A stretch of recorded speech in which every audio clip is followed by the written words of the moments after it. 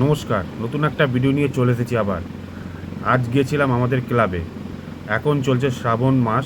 সেই শ্রাবণ মাসের জলযাত্রীদের উপলক্ষে জলছাত্র অনুষ্ঠান আমাদের ক্লাবে আয়োজন করা হয়েছিল।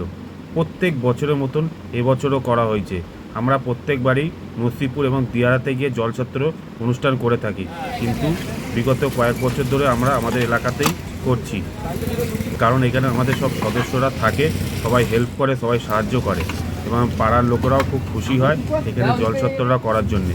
আর এই জলছত্রদের মধ্যে খাবার ছিল আমাদের লুচি এবং আলুর দম।